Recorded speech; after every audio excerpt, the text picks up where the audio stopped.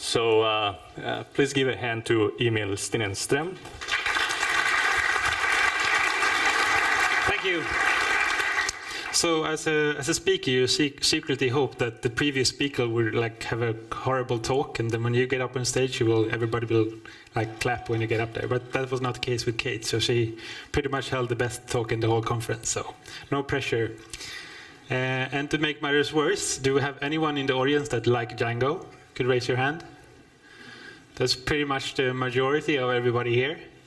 So for people watching the recording, there's a big lynch mob in the back there that are sharpening their pitchforks. So a great feeling in the room for some Django bashing. So to start off here, the title, Why Django Sucks, is actually part of a common theme on some Django conventions. So it's a way to get an outside critical perspective on something that's usually just raised to the skies and people are just talking about the good parts. So this kind of presentation is a way to get a critical look at something that you usually just hear good things about. So sorry about the trolling name of this presentation. And this talk is a talk with lots of opinions. And your opinions may not match my opinions. And feel free to ask questions afterwards, and especially things I didn't motivate properly. So first of all, why should you listen to anything I say? My name is Emil Stenström, or as Americans used to say, Emil Stenström. I'm fine with both. I started building websites about 15 years ago. I started out as a front-end developer.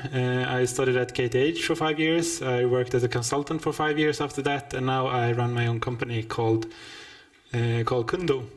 We make customer service solutions, and we're hiring, so come talk to me afterwards. And one more thing you need to know about me is that I really like Django. So this is not about me coming here and telling you not to use Django. I just want to lift out the bad things I see, because I think that's important. Because the problem with loving something is that love can make you blind. So here's some general life advice. If you feel like this towards something, stop it right away, because that probably means you don't see the bad parts of that thing, that framework or that language and so on. So that makes you a worse programmer, not knowing the bad parts. So don't be that dog, whatever you do. And if you take nothing else from this presentation, it's actually this life advice. So let's go and explore the dark side. And answer the question, where does Django suck the most? Because this is my challenge to try to find this and not only convince you, but also convince myself that Django is a crappy framework. And my way of doing this is that instead of going against specific features, that you could say, oh, this is just your opinion, you like that feature, I don't, so that's not a problem. I will try to attack the bigger picture of the problem that Django is trying to solve.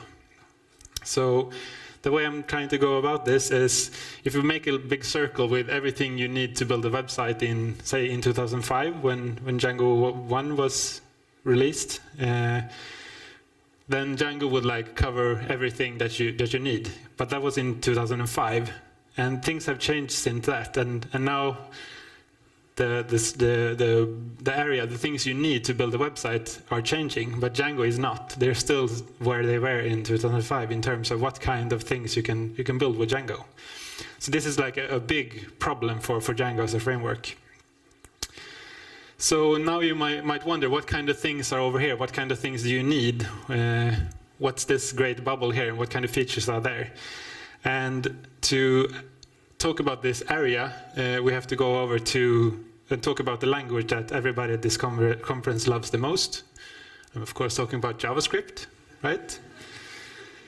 Because things have changed, and when you're building websites today, you'll probably end up with JavaScript for major parts of your site, no matter what you do, and if you like JavaScript or not, you'll still end up using it.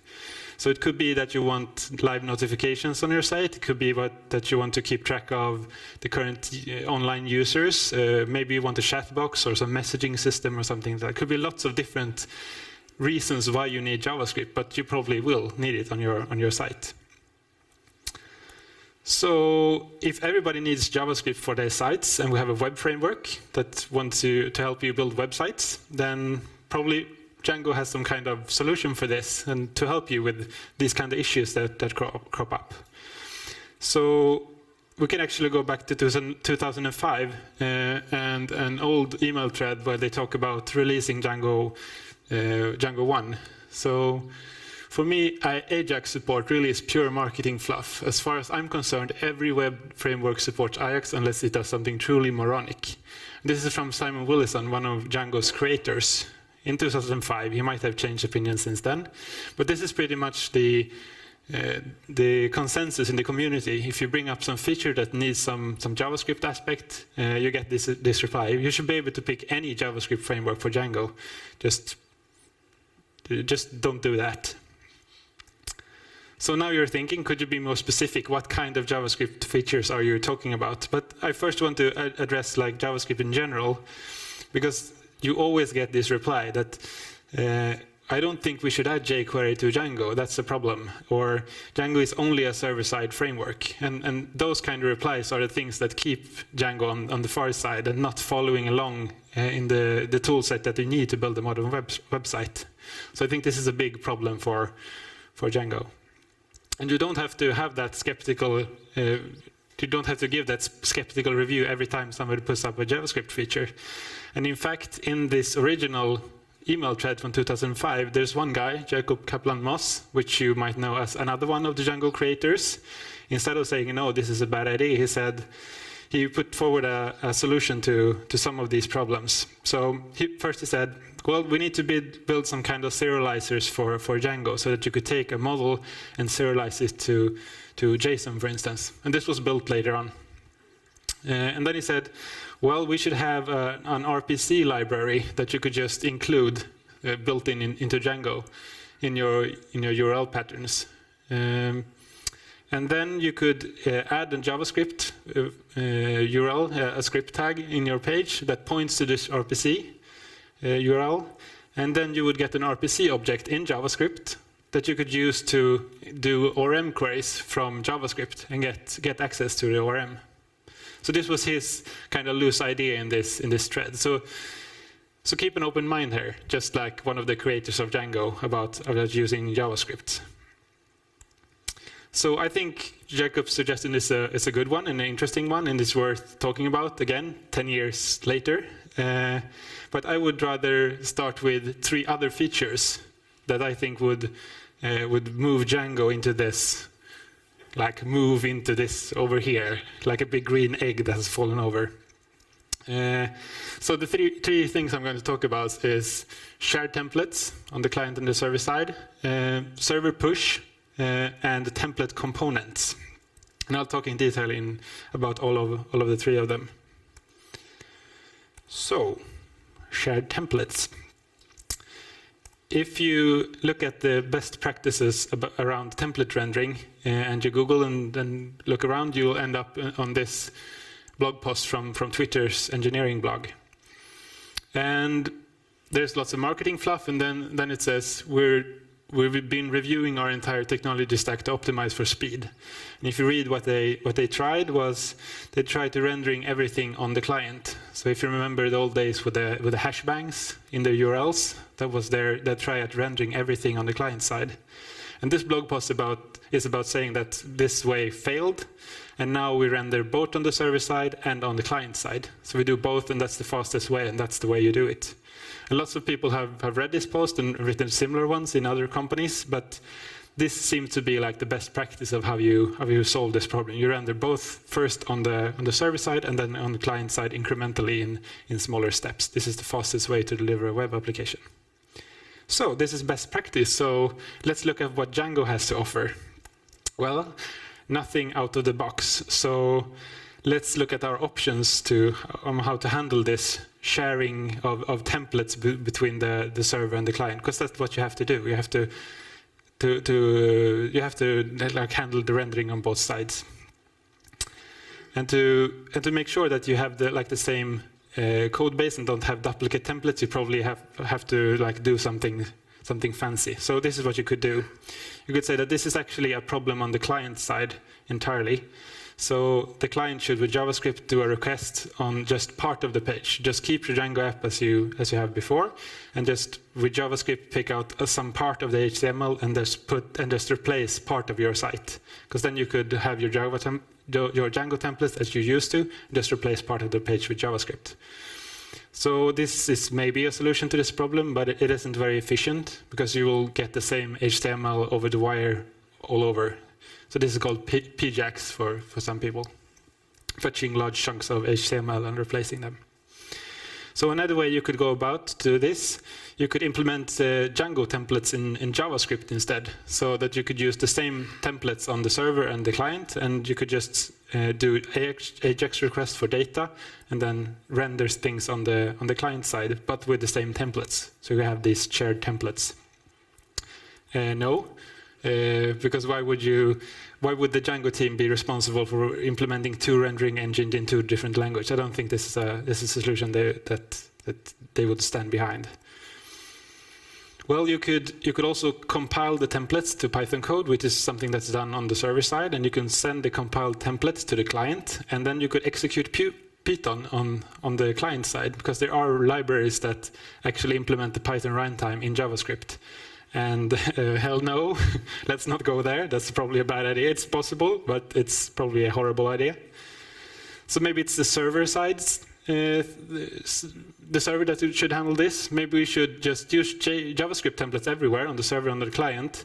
But instead of implementing JavaScript templates in Django, we could have a server, a Node.js server that implements that renders the templates before they get sent to the server. And I know that SVT does this, Swedish Television. So, but for Django, this is a horrible solution. Recommending a Node.js server is a kind of strange thing for a web framework to do.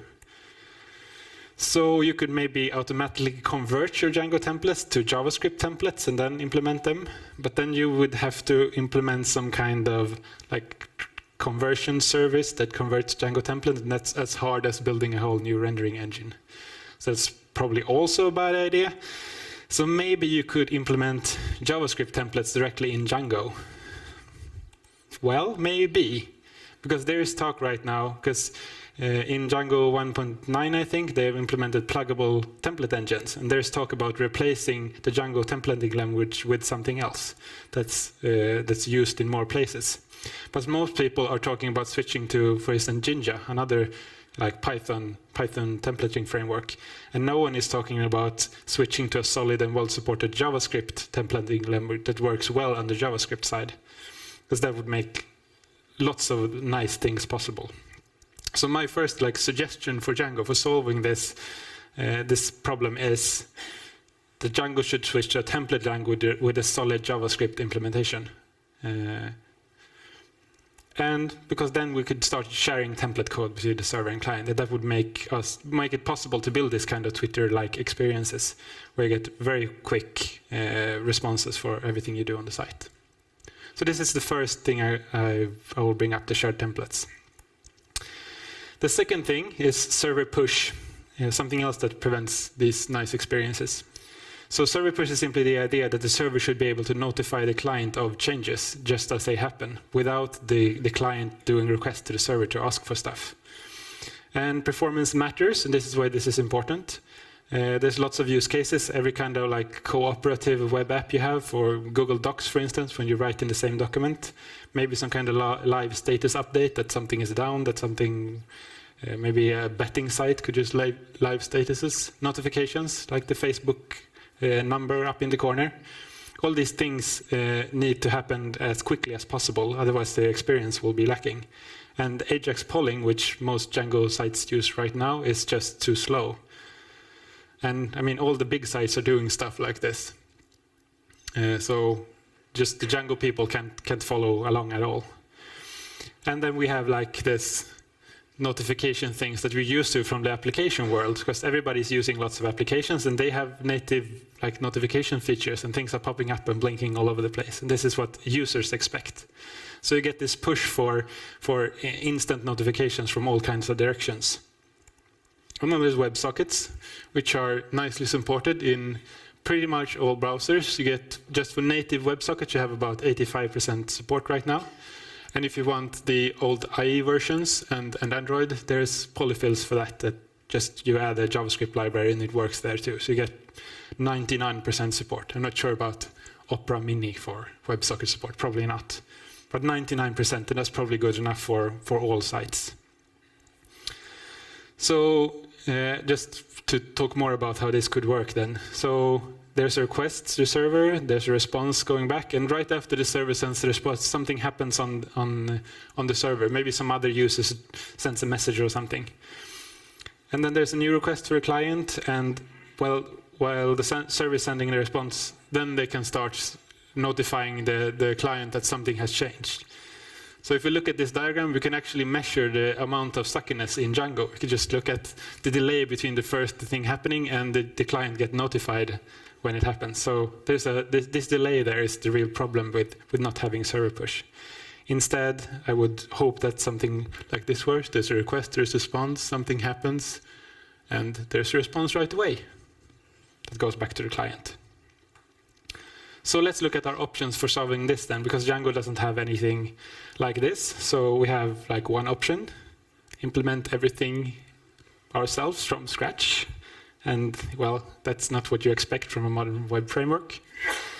And there's lots of different ways of solving this, but my idea for this is not my expertise, but I would do it something like this. So we need a way for the server to push things to the client. I'm not talking about like bidirectional something channels that you could send stuff all over the place. So just push from the server to the client. If you want to communicate the other way, you have Ajax request that works great and they are quick. So just the server push, start there. And then I think Django should have like a persistent process that runs on the side that your normal Django app can just send messages through. And that persistent process has open WebSocket connections to all the currently connected clients. And you could use any WebSocket library you want on the client side to accept these messages that this process will send over to you. So this is server push, and I think Django should have some solution to this. Again, to solve this common problem that's just a hassle to solve by putting together all your own little things. So third idea or third problem, maybe solution to this problem is template components. And what do I mean by that? So say we want to add this calendar widget to the site, and we find this on some external site, and we say that we need this JavaScript, so we get into our static folder and we look at the right place in our style CSS file, and we add some CSS there. We find the right app to put this stuff in, and we have some template code that we put in there, and then there's the JavaScript part that just switches to the next month and so on. So we go into the static app, find the script file, and add some code in there. And if you look at this, then this is one component. This is one thing we want to add to our site, but we have to go all over our project to add stuff to make this work. So if you looked at Facebook's React.js presentation, they talked about this problem, and they said that this isn't separation of concerns, this is separation of technologies into different parts. So this is like one concern. We want to add a widget, and we want to have these kinds of files together. So let's try to solve this. And there's actually like a partial kind of solution in Django. You could define a class with an inner media class that defines the CSS and the JavaScript attributes that you want. You point to specific files.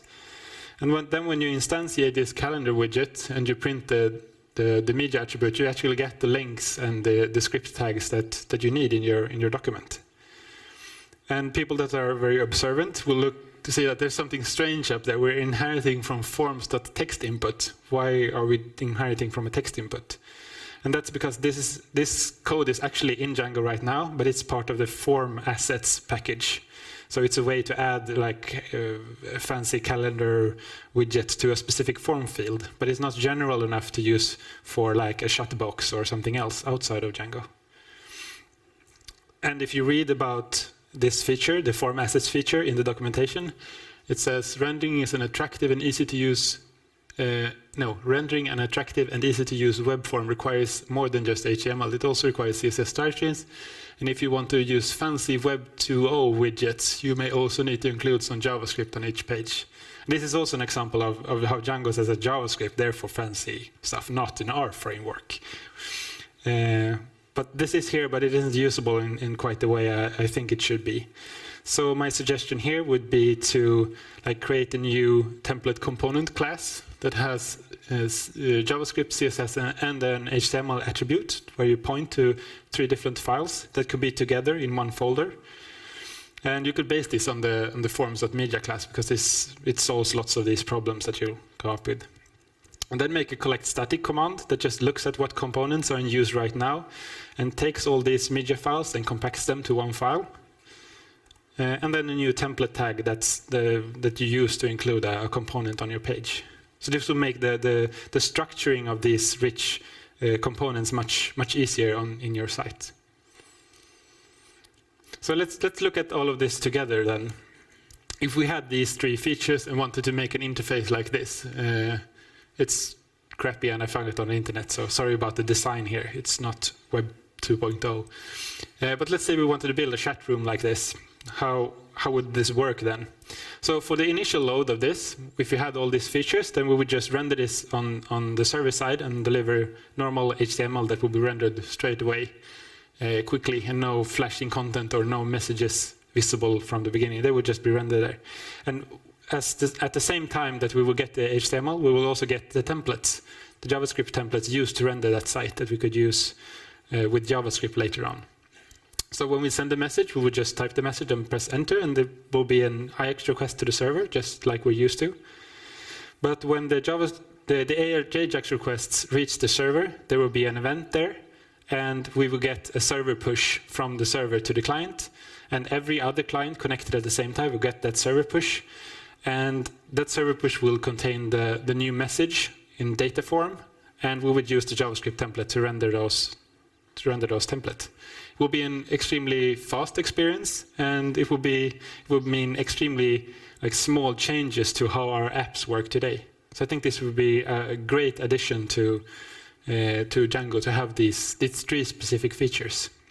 And I think all of them would make Django move more towards what you need for a modern website, and without adding jQuery anywhere, I would say. So, in summary, the big problem here is that Django's support for web applications is in a really bad shape. And we've heard that from different parts of the community before, but nobody has put forward a couple of suggestions for how to solve this. And these are my 3 suggestions. Maybe you have some other suggestions. Maybe you like Jacob's suggestion instead.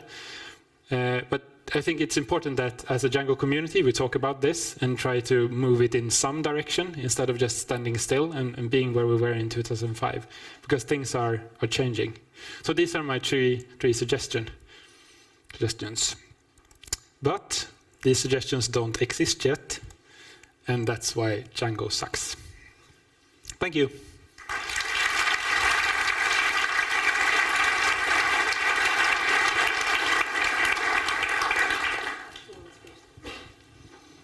Questions?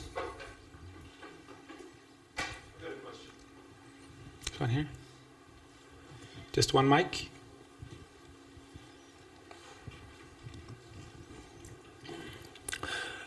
So implementing WebSockets with persistent connections on a separate process open to all clients that actually connect to it. That will use up a lot of resources on the server, obviously. And while you can change to having that process running on a different server or a cluster of servers, obviously, that's complexity added to the Django installation and maintenance. So from your point of view, what is an acceptable user base or concurrent user base for a Django server or Django service? You mean what number of connections should? Exactly. What are you targeting? When would you not consider Django an acceptable solution? I think any solution would be better than no solution at all for right now. And just like Django have no limits on how fast the template rendering would be, the number of users, I don't think they would have to have that now. And I think Django in general, they are aimed at beginners and medium-sized projects, and when you go beyond that, you have to do other stuff. And I think that would be fine for this project too. So what would be medium-sized for you? I don't know. No, exactly.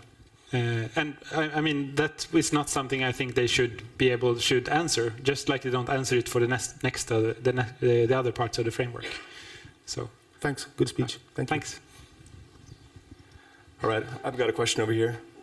Yeah. Hey, so instead of having Django reinvent the wheel in terms of the push notifications, why not co-opt another team like Twisted or Tornado and use that solution in conjunction with your Django product? I think there's lots of different things that you could combine with this. I mean, if you look at Twisted, it's a huge project with lots of different kinds of things you could do. You could do all sorts of networking with Twisted. So I think that's a too big solution. And bundling Twisted with Django is probably not a good idea. What I think would be possible is through using the Python 3 Async IO work that Guidi has done.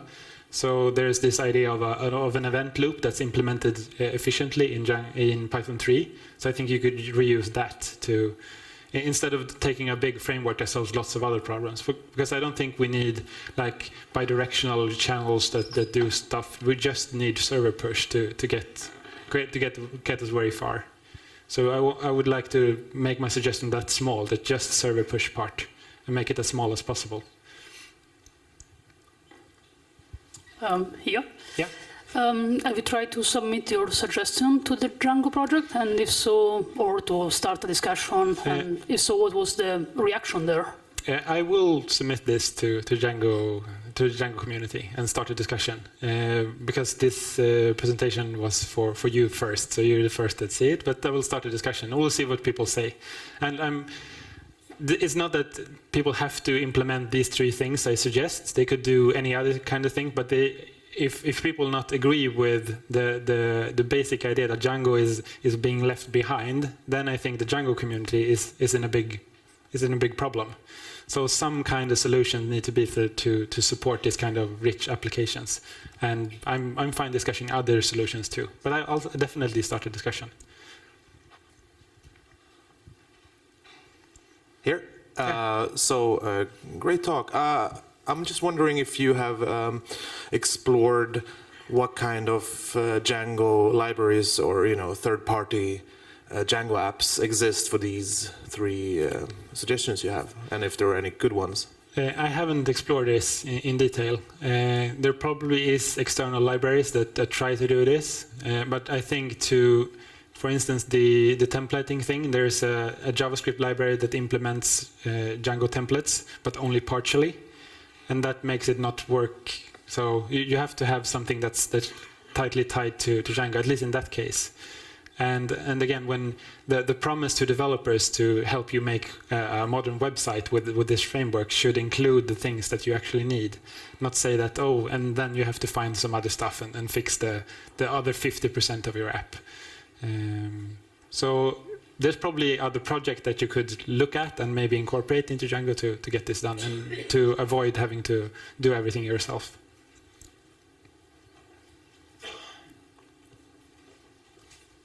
Okay. Oh, you have an well, my question is a bit more general.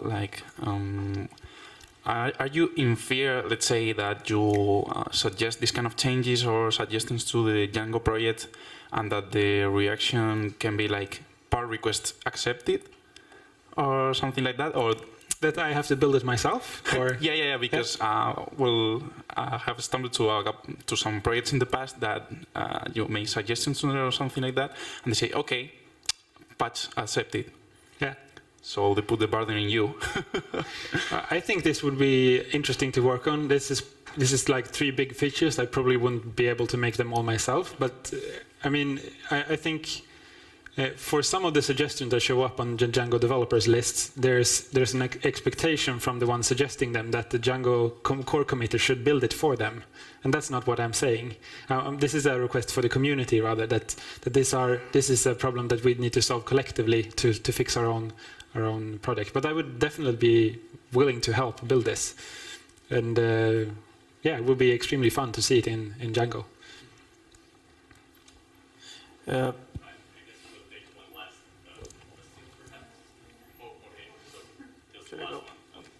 Okay, great suggestion, especially with the templates.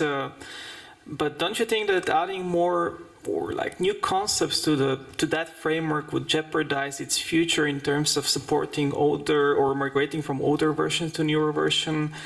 Wouldn't be too much of a burden for the community that supports the framework? Maybe, and I mean, backward compatibility is an important thing for Django. They look at a lot at that, and I don't think. I mean, switching the default templating language is a big change, but since they have pluggable engines, you could keep using the old Django template engine. So I think adding these features wouldn't break any old sites, and there will be a clear path to keeping existing sites working when updating to this version of Django that I suggest. What was your other part of your question? More like, for instance, there is a bug from many years now that you cannot have a primary key composed of several fields from the ORM. And this has been for many years. So adding more and more new concepts and new technology, if you want, into this framework will make it even harder to support it, to improve it and to bug fix it. Yeah, I agree with that, and that will be a problem, adding more things. But they're also removing things from Django. So they're moving things out, because I think that the goal of Django, at least for me and how I understand this, is to be a great toolbox for building a modern website. And if the requirements that you need to build a new website is changing, then you could either sit still and say that we're a great tool for building SOAP APIs, and then nobody's building SOAP APIs and you get irrelevant. And I think that's a bad idea. I think Django should move in that direction and maybe drop some things instead if the frameworks are growing too big. Okay, so please give a hand to Emil. Okay.